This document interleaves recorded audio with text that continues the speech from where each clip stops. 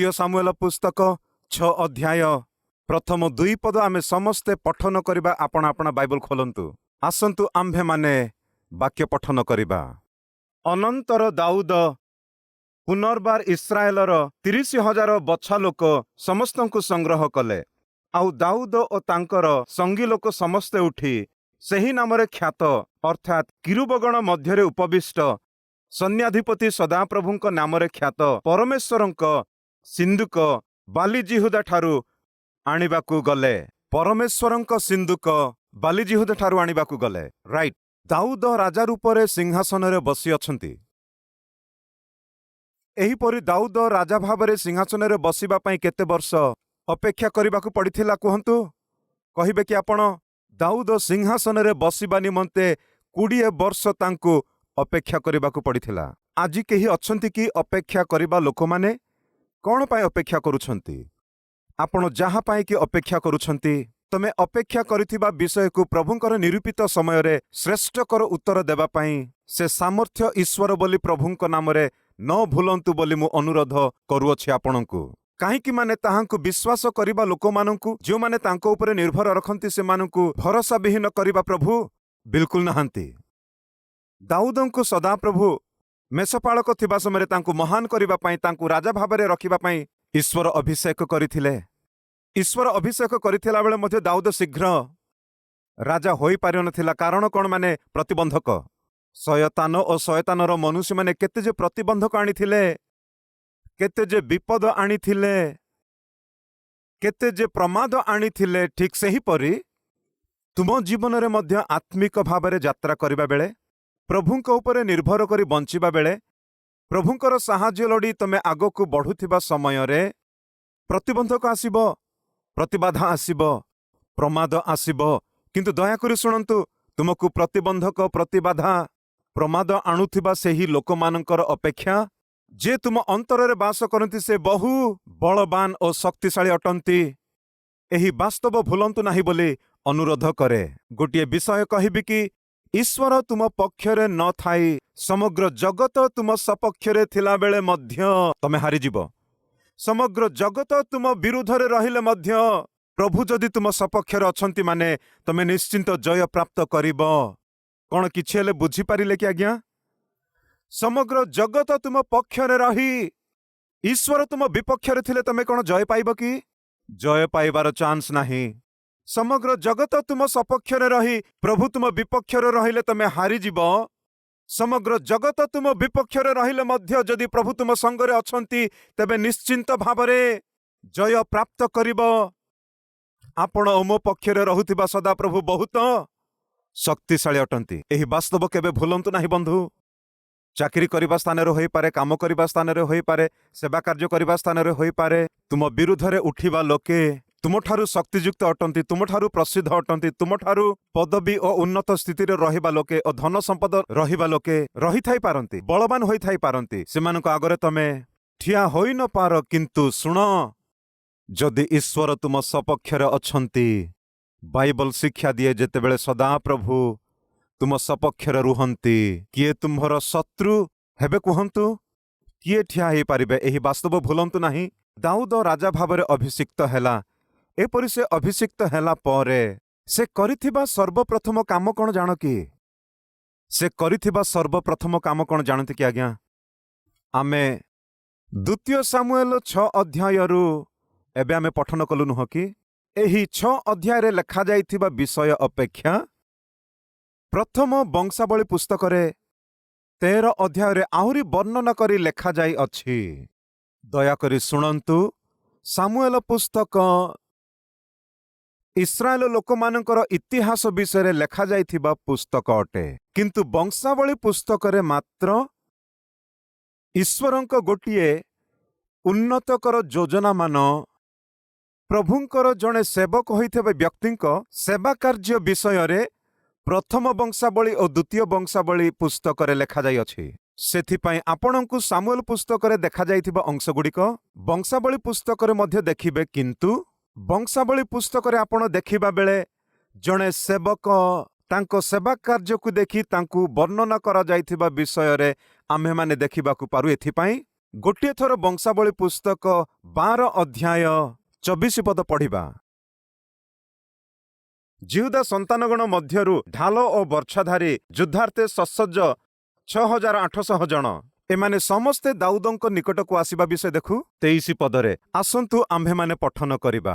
ସଦାପ୍ରଭୁଙ୍କ ବାକ୍ୟାନୁସାରେ ସାଉଲଙ୍କର ରାଜ୍ୟ ଦାଉଦଙ୍କୁ ସମର୍ପଣ କରିବା ପାଇଁ ଯୁଦ୍ଧାର୍ଥେ ସସଜ୍ଜ ଯେଉଁ ଲୋକମାନେ ହିବ୍ରୋନକୁ ଦାଉଦଙ୍କ କତିକି ଆସିଥିଲେ ସେମାନଙ୍କର ସଂଖ୍ୟା ଏହି। ପ୍ରାୟ 3,50,000 ଲୋକମାନେ ଦାଉଦଙ୍କୁ ଅଭିଷେକ କରିବା ନିମନ୍ତେ ଆସିଥିଲେ। ଆଜ୍ଞା, ମନା କରୁଥିବା ଲୋକମାନେ ପାଦ ନିକଟକୁ ଆସିଲେ। ଆଜ୍ଞା, ଆଜି ଯେଉଁମାନେ କି ତୁମକୁ ମନା କରୁଛନ୍ତି ସେମାନେ ତୁମ ନିକଟକୁ ପାଦ ନିକଟକୁ ଏକ ଦିନ ପ୍ରଭୁ ଆଣିବାର ଦିନ ଆସିବ, ଧୈର୍ଯ୍ୟରେ ରୁହନ୍ତୁ।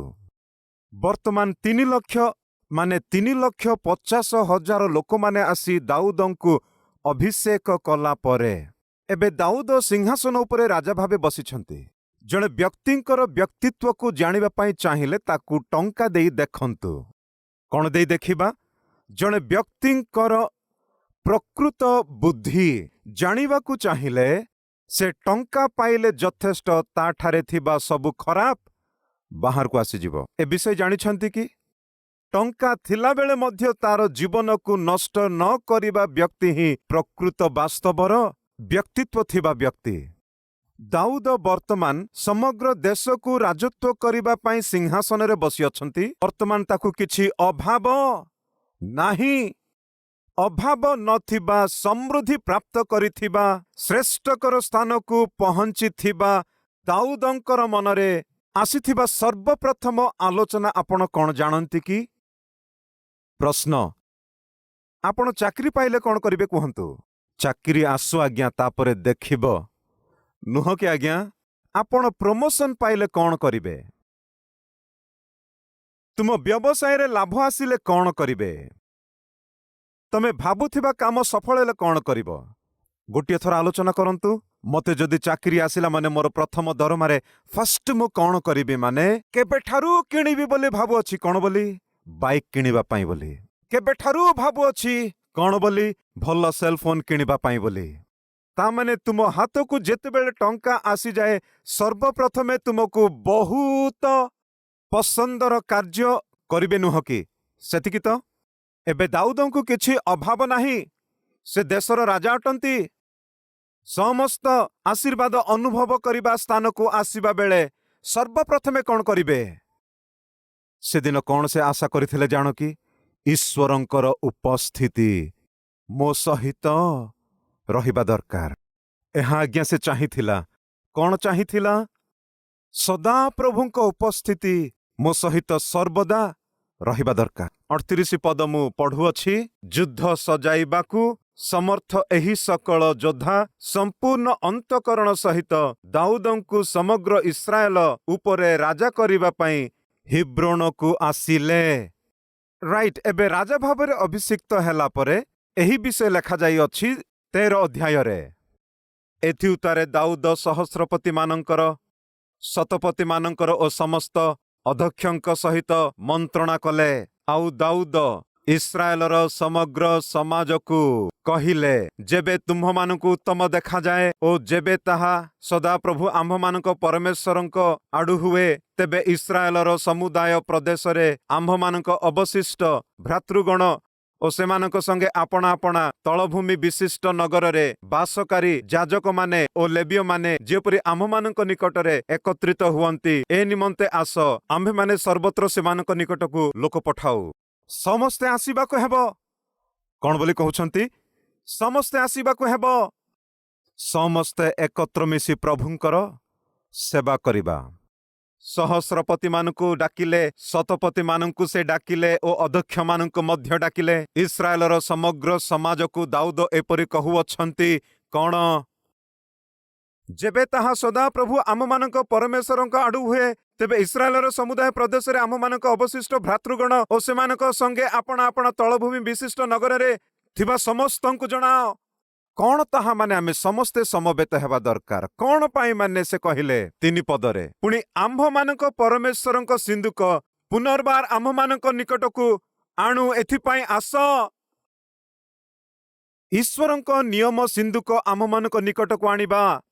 ईश्वरଙ୍କର सिंधुक मने अछि कि ईश्वर सेदिन सिनय पर्वत उपरे मोसाଙ୍କୁ देखादेले। ସେହି पर्वत उपरे ईश्वर मोसाଙ୍କୁ धर्म पुस्तक देले। पर्वतरे परमेश्वर मोसाଙ୍କୁ देखादेई दर्शन देई 2ଟି प्रस्तରରେ 10 आज्ञा ମଧ୍ୟ ତାଙ୍କୁ ଦେଲେ। गौरवरे परिपूर्ण थिबा ईश्वर जेहेतु से मनुष्यମାନଙ୍କ ମଧ୍ୟରେ बसवास करिवे नाही, ईश्वर पर्वतକୁ ओह्लाई आसिबा बेले मोसा भी ईश्वरଙ୍କୁ देखि पारि नथिला, तांको महिमा देखि पारिला नाही। ईश्वर थिबा पर्वतକୁ मोसाକୁ आह्वान करि कहिले, मोसा मोर गोटे आशा अछि। कौन प्रभु?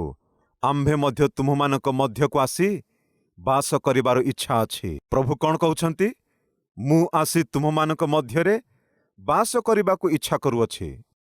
सेथिपाई तमे कौन करिबाकु हेबो माने तमे समागम तंबू प्रस्तुत कर। सेही समागम तंबुरे अति पवित्र स्थान तमे निर्माण कर। सेही अति पवित्र स्थान रे मो निमंते एक सिंधुक निर्माण कर। सेही स्थानरु आम्भे तुम सहित कथा हेबा। सिंधुक बोली कहिले 2 फुट 3 अंगुलीर उच्चता, 2 फुट 3 अंगुलीर ओसार, केवल सेतिकी नुहे 3.75 ता माने प्राय पाखापाखि 4 फुट। एक सुंदर बॉक्स अटे। एबे आपणଙ୍କୁ स्क्रीन रे देखाउछंती ताकू कौन कहिबे माने सिंधुक बोली कहिबे। राइट।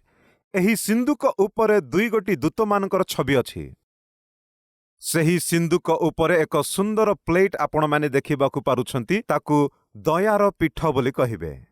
बाम पटे डाहण पटे आपण माने दूत को देखुछंती।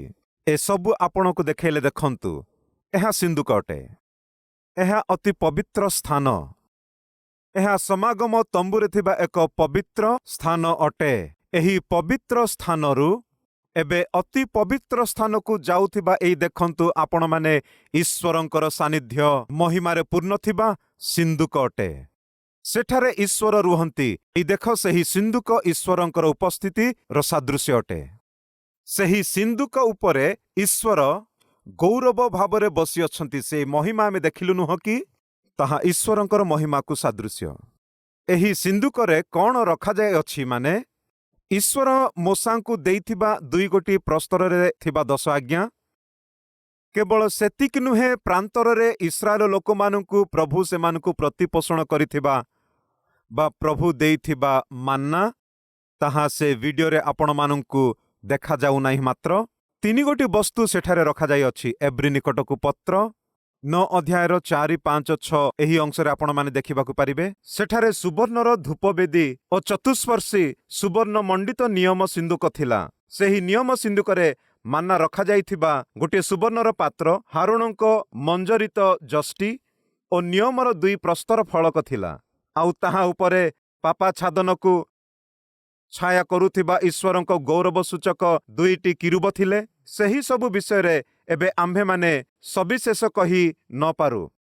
एही सबु एही प्रकारे प्रस्तुत होइथिबारु याजक माने उपासना करिबा निमंते तंबुर प्रथम भागरे सर्वदा प्रवेश करंती, किंतु द्वितीय भागरे केवल महायाजक वर्षकु थरे प्रवेश करंती। आउ से आपणार ओ लोकमानकर अज्ञानकृत पाप निमंते उत्सर्ग करिबार रक्त न नेई प्रवेश करंती नाही। एथिरे पवित्र आत्मा एहा प्रकाश करंती जे प्रथम तंबू रहिथिबा पर्यंत पवित्र स्थान रे प्रवेश करिबार पथ प्रकाशित होई नाही। दयाकरी शुणंतु, प्रभु कहिबा कथा कौन माने मु स्वर्गरे वर्तमान अछि नुह कि तमे जगतरे अछ नुह कि? वर्तमान इस्राएल को मोर परिवार भावरे मु कुटुंब भावरे मनोनीत करिअछि। सेथिपाई आसी एबे तुम मध्यरे रहिबी। यात्रा पुस्तक 25 अध्याय 22 पदरे आम्भे सिंधुक ठारू तुम मानक सहित कथा हेबा। 25:22 रे आम्भे सेठारू तुम सहित कथा हेबा बोली प्रभु मूसाଙ୍କୁ जणाइथिले। सेठारे आम्भे तुम्भकु साक्षात करिबा।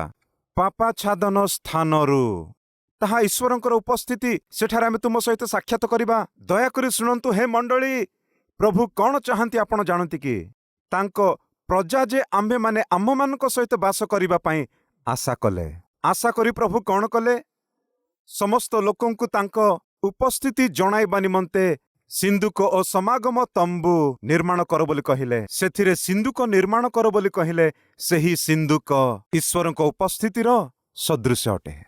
आपण जाग्रतरे जदि परीक्षा कले प्रांतरे इस्राएल लोक माने यात्रा करुथिबा बेले एही समागम तंबूर चारिपटे से माने बासस्थान प्रस्तुत करिथिले। समागम तंबूर चारिपटे से माने बास करुथिले। एबे सेही समागम तंबूर चारिपटे ता माने 12 गोष्ठीर लोक माने ता माने 20-30 लक्ष लोके कहार चारिपटे रहुथिले जानती कि आपण? ईश्वरंकर चारिपटे रहुथिले। ईश्वरंकर गौरव ओ महिमार उपस्थिति सेमानकर केन्द्र होई रहुथिला। प्रिय भौणी ओ भाई माने दाऊद कौन आशा करती जान कि इस्राएल संतान गणर लोक माने ईश्वरंक उपस्थिति अनुभव करबा दरकार। जेरुसालेम कैपिटल सिटी एक केन्द्र नगर। एही केन्द्र रे थिबा नगर जेरुसालेम नगर को ईश्वरंक नियम सिंधुक एठाकु आनी एठारे प्रतिष्ठित करिबा द्वारा से कौन करबा को चाहुछंती माने एही समग्र देश सदा प्रभुंकर छाया रे ही वृद्धि पाइबा दरकार। बुझी पारिले कि ईश्वरंकर उपस्थिति इस्राएल लोक माने जानिबा दरकार। ईश्वरंकर प्रसन्नता को से माने अनुभव करबा दरकार। सेथिपाई से कौन चाहिला माने सर्वप्रथम रे नियम सिंधुक को आनी जेरुसालेम रे आमे स्थापन करिबा आसंतो बोली कही समग्र लोक मानकु से संग्रह करुअछि। प्रिय भौणी ओ भाई माने आम जीवन रे भाबी नथिबा आशीर्वाद केमिति आमे पाइबा जानो कि ईश्वरंकर वाक्य द्वारा। काहीकि माने आद्यरे कहंतु कौन वाक्य थिले। वाक्य ईश्वरंक संगरे थिले। सही वाक्य ईश्वर थिले। ता माने ईश्वरंकर वाक्य ही ईश्वर। ईश्वरंक उपस्थिति और ईश्वरंक वाक्य सेही ईश्वरंक वाक्य जहार गृहरे रहिबो सेठारे ईश्वर रहिबे। तांकरी उपस्थिति रहिबो। ईश्वर तुम घरे रहिले कौन हबो? ईश्वर इस्राएल देशरे रहिले कौन हेबो? जेरुसालेम नगरे रहिले कौन हेबो? कौन हेबो? दाऊद भलरे जानिथिबारु दाऊद प्रभुंक उपस्थिति को सूचाउथिबा सिंधुक जेरुसालेम को आनिबा पई आशा करुअछि। गोटे दिन रोड मरामती करुथिले। एपरि करिबा समय रे पाखरे थिबा रोड पाखरे थिबा छोट छोट दुकान गुड़िक से माने भांगुछंती। प्रतिबाधा जन्माउथिबा सबु किछि से माने भांगी दउथिले। काहीकि माने से माने प्रशस्त करुथिले। रोड प्रशस्त करिकि से माने जाउथिबा समय रे रोड पाखरे गोटे गछ थिला। से गछ मध्ये काटी पकाओ बोली अधिकारी आज्ञा देइथिला। से दिन एपरि अधिकारी आज्ञा देला बेले गछ को काटिबाकु थिला बेले सेठारे काम करुथिबा लोक देखिला जे गछ उपरे गोटे पक्षीटी अछि। से गछ उपरे चढ़ी देखिला बेले सेठारे छोट छोट पिला माने थिले। एबे गछ काटी पकाइले सेठार छोट छोट पिला माने मरी जिवे बोली कोनोसी कुकुर कि बिलेई माने आसी से पिला मानकु खाई पकेइबे बोली भाबिला। काहीकि के जानी से काम वाला को टिके दया लागिला। पाखरे थिबा अधिकारी को से कहिला आज्ञा एही गछ को काटिबा पई कहिला मात्र गछ उपरे थिबा गोटिए पक्षीर घर रे तार पिला माने अछंती। तेबे काटी देबो कि बोली पचारिले। से अधिकारी कौन कहिला माने एही पूरा रोड को प्रशस्त करिबा पई अति कमरे मासे 2 मास लागि जिवो। सेथि पई शेषरे एही गछ को काटिबा सेथि पूर्वरु सबु काटी काटी पळै जिबा। से पक्षी माने सेमिति रुहंतु बोली से कही आगो को बढ़ी चली गले। अन्य सबु काटी पकाइले ओ तापरे मासे 2 मास परे पुनर्बार से माने फेरी आसिले। से अधिकारी कहिला जाई कि देखो से पक्षी माने अछंती पिला माने अछंती ना उड़ी पळाई गले। सेठारे काम करुथिबा जणे लोक ऊपर को जाई से गछ उपरे थिबा पक्षीर घर को देखिले पिला माने नथिला। आज्ञा सेठारे सेमानकर पक्ष आसीगला। से माने उड़ी चली गले। से माने रहिबा घर खाली अछि। पक्षी मानक घरे के जानी अंडा थिबो परा बोली भलरे देखिबा बेले अंडा मध्ये देखा जाई नाही। गोटे पेपर टचला पेपर गोटे देखा जाइथिला। एही कागज कौन बोली जाग्रतरे ताहा बाहर को आनिला बेले सेठारे किछि लेखा जाइथिला। ताहा कौन जानती कि कोनोसी मारी तुम्भ तंबुकु आसीबो नाही माने आसीबो नाही। ताहा कौन बोली देखिबा बेले बाइबल रे थिबा गोटिए छोटो पेज थिला। आज्ञा ପକ୍ଷୀ ତାର ଘର ନିର୍ମାଣ କରିବା ସମୟରେ କାଠ ଆଣି ନିର୍ମାଣ କରିବା ବେଳେ ଗୋଟିଏ କାଗଜ ମଧ୍ୟ ଆଣିଥିଲା। ତାହା କ'ଣ ବୋଲି ଦେଖିବା ବେଳେ ପ୍ରଭୁଙ୍କ ବାକ୍ୟ। ସେହି ବାକ୍ୟ ଥିବା କାଗଜ ଦ୍ୱାରା ପକ୍ଷୀ ତା ଘର ନିର୍ମାଣ କରିଥିବାରୁ କୌଣସି ମାରି ମୋହର ତମ୍ବୁର ଆସିବନି ମାନେ ଆସିବ ନାହିଁ। ପ୍ରିୟ ଭଉଣୀ ଓ ଭାଇମାନେ, ସେଦିନ ସେ ବାକ୍ୟ ଥିବା ସେ ଘରେ ପିଲାମାନେ ସେଦିନ ରକ୍ଷା ପାଇଥିଲେ। ଆଜ୍ଞା, ପକ୍ଷୀମାନେ ରକ୍ଷା ପାଇଥିଲେ। ପ୍ରିୟ ଭଉଣୀ ଓ ଭାଇମାନେ, ତୁମ ଗୃହରେ, ତୁମ ଘରେ ଯଦି ଈଶ୍ୱରଙ୍କ ଉପସ୍ଥିତି ଅଛି, ଯଦି ଈଶ୍ୱରଙ୍କର ବାକ୍ୟ ଅଛି, ତେବେ ନିଶ୍ଚିନ୍ତ ତୁମ କୁଟୁମ୍ବ ରକ୍ଷା ପାଇପାରିବ, ତୁମ କୁଟୁମ୍ବ ସୁରକ୍ଷିତ ରହିବ, ଉଦ୍ଧାର ପ୍ରାପ୍ତ କରିପାରିବ। ସେଥିପାଇଁ ପ୍ରଭୁ ଯୀଶୁଙ୍କ ନାମରେ ଅନୁରୋଧ କରେ, ତୁମ ଗୃହକୁ ଈଶ୍ୱରଙ୍କ ଉପସ୍ଥିତିରେ ପୂର୍ଣ୍ଣ କର। ଈଶ୍ୱର ନଥିବା ଯାହା କିଛି ବି ତୁମ ଘରେ ରହିବାର ଦରକାର ବିଲକୁଲ ନାହିଁ। ଈଶ୍ୱରଙ୍କୁ ଇଚ୍ଛା ନଥିବା ଛବି ହୋଇପାରେ, ଈଶ୍ୱରଙ୍କୁ ଇଚ୍ଛା ନଥିବା ଅନାବଶ୍ୟକର ସିରିଏଲ କି ଅବା ସିନେମା ଗୁଡ଼ିକ, ଈଶ୍ୱରଙ୍କୁ ଇଚ୍ଛା ନଥିବାର ମ୍ୟାଗାଜିନ୍ କି ଚିତ୍ର କି ଯେକୌଣସି ପୁସ୍ତକ କି ଅବା ସିରିଜ ଆପଣଙ୍କ ଗୃହରେ ରହିବା ଦରକାର ନାହିଁ। ଆଜି ସେଲଫୋନ ହିଁ ଚାଲେ। ସେଲଫୋନରେ ମଧ୍ୟ ପାପିଷ୍ଟ ଚିତ୍ର ଗୁଡାକ ତୁମ ସେଲଫୋନରେ ରହିବା ଦରକାର ବିଲକୁଲ ନାହିଁ। ତୁମ ଗୃହ ଈଶ୍ୱରଙ୍କ ବାସସ୍ଥାନ ହୋଇ ରହିବାକୁ ଦରକାର। ସେଠାରେ ଆମ୍ଭେ ରହିବା ବୋଲି ପ୍ରଭୁ କଲେ। ସେହି ସିନ୍ଦୁକକୁ ଇସ୍ରାଏଲ ଲୋକମାନେ ହରେଇ ଦେଇଥିଲେ। କେମିତି ହରେଇଲେ? ମୋଶାଙ୍କର ମୃତ୍ୟୁ ହେଲା ପରେ ଜିହୋସିଓଙ୍କୁ ପ୍ରଭୁ ନାୟକ ଭାବରେ ତାଙ୍କୁ ମନୋନୀତ କଲେ। ତାପରେ ବିଚାରକର୍ତ୍ତାମାନେ ଉତ୍ଥିତ ହେଲେ। ବିଚାରକର୍ତ୍ତାମାନେ ଶାସନ କରୁଥିବା ଦିନରେ ଏଲି ନାମକ ଗୋଟିଏ ଯାଜକ ଏକପଟେ ବିଚାରକର୍ତ୍ତା ଭାବରେ ସେ ତାର ଦାୟିତ୍ୱ ବହନ କରିବା ସମୟରେ ଗୋଟିଏ ଦିନ ଯୁଦ୍ଧ ଆସିଲା। ଇସ୍ରାଏଲ ଲୋକମାନଙ୍କୁ ଆକ୍ରମଣ କରିବା ବେଳେ ଇସ୍ରାଏଲ ଲୋକମାନେ ଯୁଦ୍ଧ କରିବାକୁ ଥିବା ସମୟରେ ଫଲିଷ୍ଟିୟମାନେ ହଠାତ୍ରେ ଆକ୍ରମଣ କଲା ବେଳେ ଇସ୍ରାଏଲ ଲୋକମାନେ କ'ଣ କରିଥିଲେ ଜାଣ କି?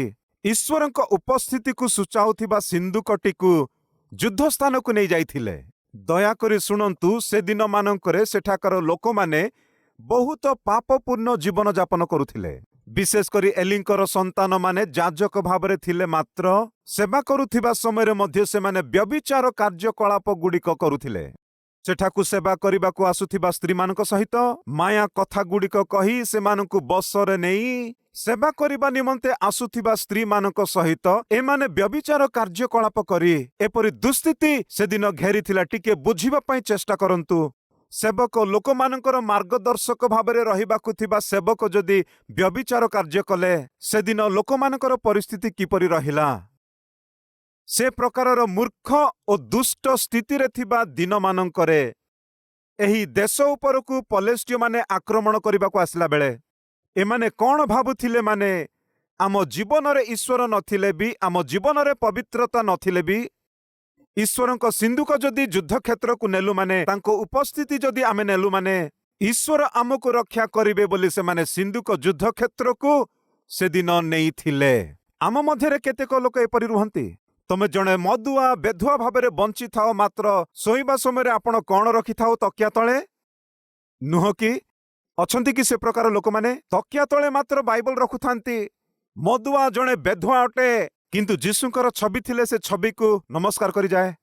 ଜଣେ ମଦୁଆ ଜଣେ ବେଧୁଆ, ମାତ୍ର ସେ ପ୍ରାର୍ଥନା କରିକି ଯାଏ। ଅଛନ୍ତି କି ପାପିଷ୍ଟ ମାନେ? ସିଧା ନରକକୁ ଚାଲିଯିବେ। ପ୍ରିୟ ଭଉଣୀ ଓ ଭାଇମାନେ, ତୁମ ହୃଦୟରେ ଈଶ୍ୱର ନଥାଇ ତୁମ ଗୃହରେ ଈଶ୍ୱର ରହିବା ସମ୍ଭବ ବିଲକୁଲ ନାହିଁ। ତୁମ ହୃଦୟରେ ଈଶ୍ୱରଙ୍କୁ ନ ରଖି ତୁମ କାମରେ କି ତୁମ ଚାକିରିରେ ହୋଇପାରେ ଈଶ୍ୱରଙ୍କ ଆଶୀର୍ବାଦ ଦେଖିବା ସମ୍ଭବ ନାହିଁ।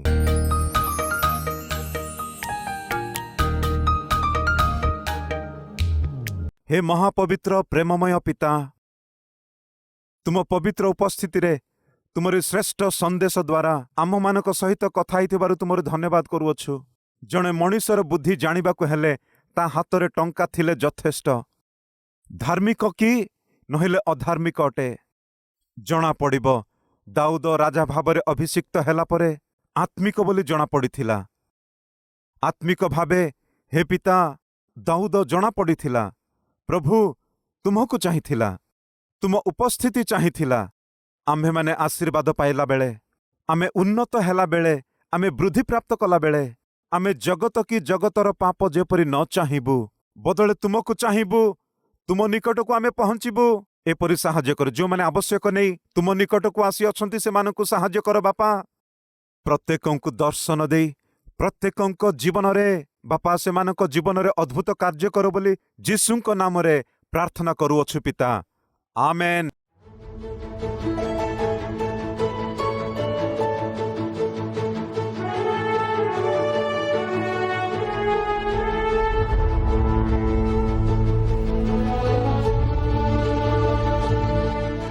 ଆମର address Calvary, post box number 30, Kukatpally, Hyderabad 72।